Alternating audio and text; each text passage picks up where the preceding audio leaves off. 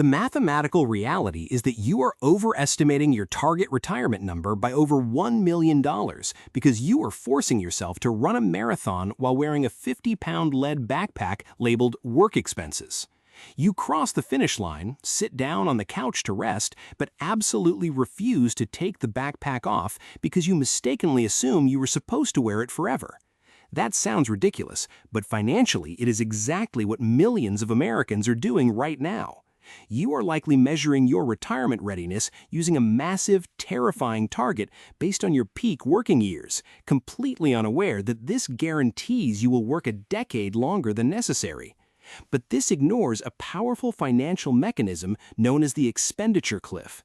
It is a massive, invisible pay raise you get the exact day you stop working. Today, we are going to break down exactly how dropping this financial baggage, combined with post-retirement compounding and guaranteed government payouts, turns a completely average savings account into a massive self-sustaining surplus. Let's look at the actual reality on the ground using the 2026 Federal Reserve Survey of Consumer Finances data. Right now, the Federal Reserve reports that the average net worth of a U.S. family is a staggering $1.06 million. When you hear that number, you probably feel like you are catastrophically behind, maybe even a little physically sick. But average is a completely useless metric because it is violently skewed by billionaires, massive tech CEOs, and ultra-wealthy outliers who drag the math into the stratosphere. If you put a tech billionaire in a room with 99 broke people, the average net worth of that room is suddenly tens of millions of dollars. It tells you nothing about reality. To find out what is actually happening to normal people, you have to look at the median net worth. That sounds like a boring statistics term, but simply put, it means the exact middle of the pack. If you line up 100 people from poorest to richest, it is person number 50. The median U.S. net worth is just $192,700. And if we zoom in on people who are actually in the retirement window, the 65 to 74 age bracket, their median retirement savings is sitting right at $200,000. Millions of Americans are successfully navigating retirement right now with a nest egg of exactly $200,000. How is that mathematically possible when every financial marketing brochure assumes you need millions? Let's look at Dave, a mid-career professional in his 50s making $90,000 a year. He checks his 401k, sees a balance of $185,000, and immediately assumes he is going to be grinding away under fluorescent office lights until he is 80 years old. Dave is caught in what economists call the static projection fallacy. It means projecting your current, chaotic, expensive life permanently into the future without making a single adjustment. Dave looks at his currently bloated, high-stress budget. He sees the commuting costs, the panicked takeout dinners because he's too exhausted to cook, the expensive professional wardrobe, and the dual car payments. He blindly assumes he must finance that exact same frantic pace for the rest of his natural life. He entirely overlooks how the financial burden vanishes the minute the heavy lifting of a career is over. Dave is completely underestimating the greatest financial shock absorber in human existence, the expenditure cliff. The math of replacing your paycheck is fundamentally flawed because a massive chunk of your current paycheck is not funding your lifestyle at all. It is funding your employment. The moment you stop working, major costs just evaporate into thin air without you lifting a single finger. First, consider your savings rate. Right now, you're probably desperately shoving 10 or 15% of your income into a 401k or IRA. The day you retire, you stop paying yourself and immediately regain access to that massive slice of the pie. Next, the government stops taking its aggressive cut of your labor. The FICA payroll taxes that quietly drain your paycheck every 2 weeks? Gone. That is over 7.65% back in your pocket instantly just for quitting your job. If you are self-employed, that number is over 15%. Then we look at the physical, grinding cost of going to a job. The daily commute, the relentless vehicle wear and tear, the endless highway tolls, the mandatory dry cleaning, and those $15 sad desk salads.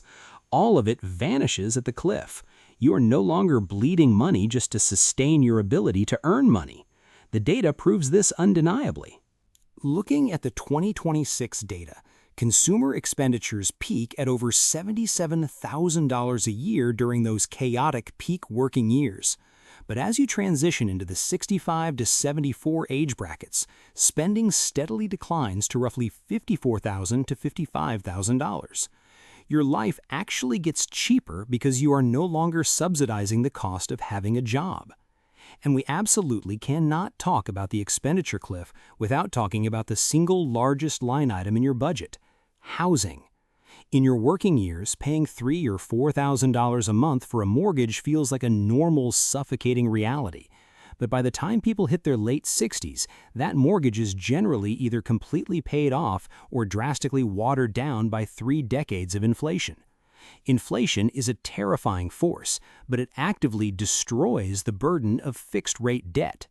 A mortgage payment that felt like a financial chokehold when you signed the papers 20 years ago feels incredibly small today. When you strip away the massive mortgage principal and interest, all you have left is property tax, insurance, and utilities. By simply eliminating employment costs and housing debt, a family that needed $100,000 a year to survive while working often finds they can maintain the exact same high quality of life on $50,000 to $60,000 in retirement. You do not shrink your life. You just stop carrying the hidden parasitic costs of being a worker. But even with drastically reduced expenses, you still need cash flow. We have an entire generation of workers who love to cynically joke that Social Security is a giant Ponzi scheme. They doom scroll through terrible articles claiming the system is bankrupt, completely ignoring how the mechanics actually work. The numbers tell a completely different, much more secure story. According to federal data, the government currently allocates $2.7 trillion directly to retirees. It is the single largest, most untouchable third rail in American politics. No politician in their right mind is going to turn off the money spigot for the highest voting demographic in the country. As of January 2025, the average monthly Social Security benefit is $1,976. For a married couple, that averages out to nearly $48,000 a year of guaranteed inflation-adjusted income. Let's frame that in actual investment terms. If you wanted to safely generate $48,000 a year in cash flow on your own without touching the principal, you would need $1.2 million sitting in a brokerage account. By simply claiming your guaranteed government benefit, you were instantly granted the financial equivalent of a $1.2 million stock portfolio. Stop treating Social Security like a cute little bonus or a myth. It is a high-yield, inflation-adjusted annuity that you paid for with your own sweat and blood for 40 years.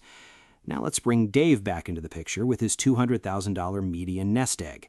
Thanks to the expenditure cliff, Dave and his wife's actual living expenses drop to $54,000 a year.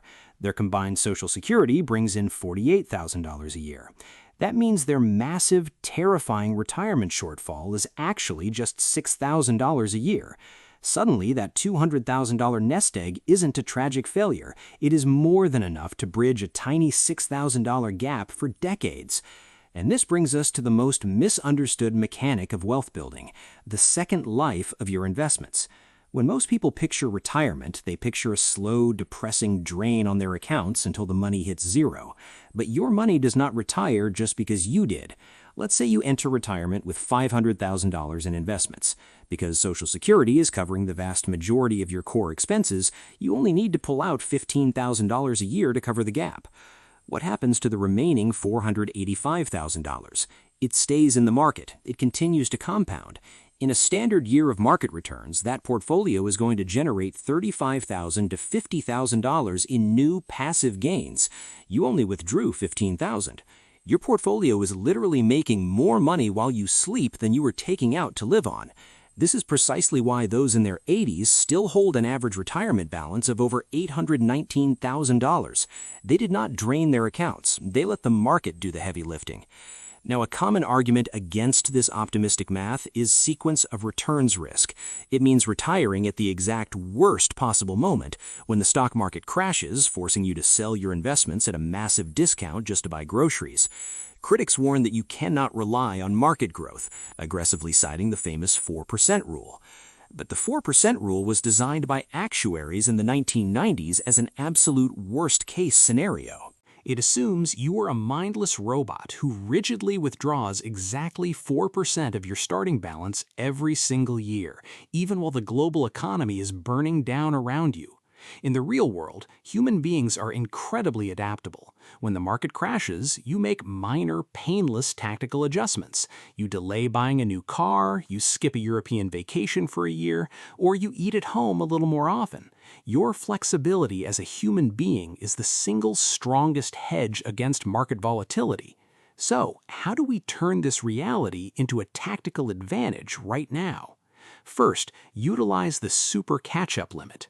If you are currently between the ages of 60 and 63, the IRS newly allows a massive super catch-up contribution of $11,250 for 2026. If you are in this specific age window, you need to ruthlessly audit your budget today and max out this threshold. It is a cheat code to accelerate your compounding right before you step off the cliff. Second, you must completely avoid the Social Security earnings trap. A massive trend right now is the hybrid retirement, where people take their benefits early but keep working part-time.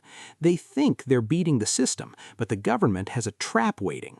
If you earn a single dollar over the 2026 limit of $24,480, the government begins a harsh clawback, stripping away $1 for every $2 you earn. You can accidentally trigger a massive reduction in your fixed income just by picking up an extra consulting gig or taking a fun part-time job. However, navigating the transition between these thresholds is a critical planning point. In the calendar year you reach full retirement age, the earnings limit skyrockets to $65,160, and the penalty drops significantly. And once you are past full retirement age, there is zero limit. You can earn $1 million a year in consulting fees, and the government will not touch a single cent of your Social Security benefits. This means your transition out of the workforce requires surgical precision. Defer your highest-paying consulting contracts or part-time work until the calendar year you hit full retirement age to shield your income from the government trap. You have to force a massive mindset shift. Stop measuring your self-worth against an average net worth statistic that is heavily manipulated by the ultra-wealthy. Sit down this weekend and look at your actual physical bank statements. Aggressively cross out every single line item that is tied to your employment. The commuting gas, the dry cleaning, the panicked takeout meals, and the payroll taxes. Look at the number that is left. That is your actual baseline. Then subtract your estimated Social Security benefits. For most people, the gap that remains is shockingly small. It is a gap that a completely ordinary median 401k balance can easily bridge for 30 years through the phenomenal power of uninterrupted compounding. If you account for the massive drop in spending and the indestructible floor of government benefits, you are already drastically closer to financial freedom than you think. You are not falling behind. The moment you drop the heavy backpack of work expenses and walk out of that office for the last time, the math changes forever, and the math works heavily in your favor.